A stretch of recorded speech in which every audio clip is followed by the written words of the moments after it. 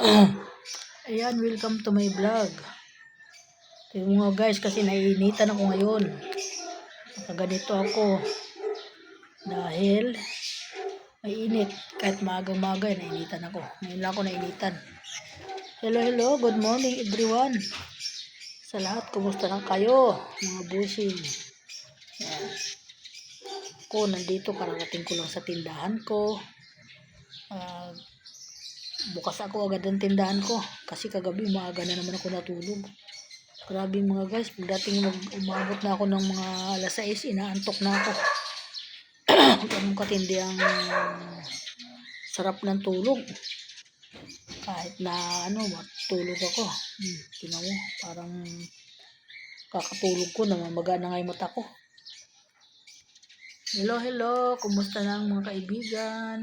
Yan, maraming salamat sa mga follower, maraming salamat sa inyo lahat dyan. Basta na po kayo, ang hirap ng kalagayan natin ngayon. Minsan, walang masakyan, ang layo ng lalakarin, bago ka makasakay. Isus, sabi ko sana, wala na sana yung ganun, kawawa ang mga taong naglalakad. Kagaya ngayon, pumasok yung apo ko, papunta sa eskwelahan niya. Inatid na lang po ng papa niya dahil baka maglakad yun, walang masakyan, iyan ang mahirap. Kaya ayan. Kaya dinala siya doon sa eskwelahan ng papa niya. Mabuti na lang may mga motor, kasi kung wala ka pang motor,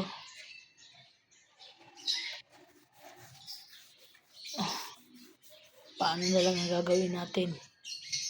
Kailangan talaga natin pumermis ng bahay. Pero dito sa malalapit, mayroon naman na sasakyan, mga tricycle. Sa papunta lang ng malalayo, sa Quezon City, lalo na, nagta-traffic doon dahil siyempre yung mga pumapasada ay wala nang kinikita. Humihinto sila, kaysa nga naman magpakapagod sila, tapos wala namang kikitain. Di ipinahinga na lang nila para walang kalugian. Sana naman ay mahinto na yung gulo ng mga bansa natin para po ay bumalik na po yung dating presyo ng mga gasolina, ng diesel, langis, mga bigas, mga bumalik na po, normal na po. Ang hirap ng ganito, taas na taas. Ayan, kami nga, hindi nga kami nakakaalis dahil nga sa mahal ng gasolina. Nanghihinayang ako gamitin ng sasakyan na mataas kasi pumunta ka lang sa ang laki na ng gasolina. Kaya sabi ko, wag na munang gamitin ng sasakyan. Mabuti na lang mga guys, may tricycle. Yung asawa ko, nagta-tricycle lang. Yun na lang ginagawa niya, puro tricycle. Kasi mahirap yun, pag di ka nag-tricycle, stuck ka din sa bahay. Ay, tricycle naman, so mga 200 lang siguro, makakatakbo ka na ng medyo malayo-layo. O diba? Ay, ang gasolina, yung 1,000 mo, malapit lang yun. O diba? Magkarga ka na naman. Yan ang sinasabi ko. Kaya sabi ko, pinapultang ko yung sasakyan.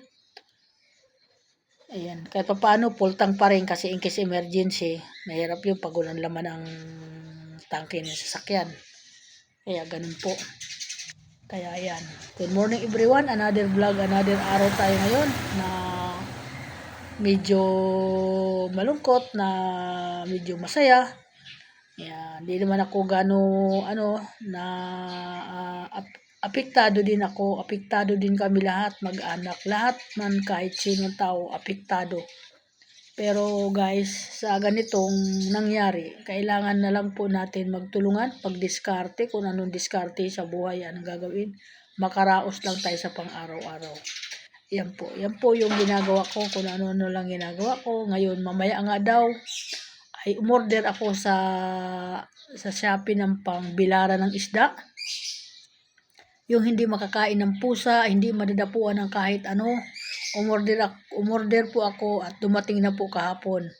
Natuwa yung asawa ko kasi napakaganda daw, hasta ang dami mailalagay. Doon kasi mainit yung third floor ko. Doon ko ilalagay yung isda. Ibababad ko muna sa suka at kalamansi. Lagyan ko ng bawang, paminta. Yan po yung ilalagay ko doon. Kaya titimplahan ko muna bago ko po ibilad. Siyempre pag pinirito yun mga guys, malasa, masarap. O yun, sabi ng asawa ko, ako nang bibili. Sige, sabi ko, bumili ka. Tapos ipabiyak mo na yon, sabi ko, ipadaing mo na. Huwag mong pakakaliskisan dahil bibilad ko yon, sabi ko. Yan, tinan mo guys. Gagawin ko, masarap po yan. Pag kinain na po yun, binilad na po yun, pwede na po kainin yun. Masarap po yan, gataan. Masarap. Ilalagay ko naman yung sa freezer sa ref para hindi nasisira. Ganun po si Nanay Linda. Kailangan lang po diskarte natin. Basta't meron tayong magagawang diskarte, yung pang gawin natin. Ganun po. Yan, di ba? Makakakain na tayo na may ulam na. May bigas naman. Nag-stock ako ng mga bigas para ay hindi tayo maubusan. Yan. Thank you so much. Welcome to my vlog. Ingat ang mga anak ko ngayon. Ingat kayo. Lagi kayo magpapapultang para hindi kayo matambakan ng taas ng gasolina. Okay, bye-bye.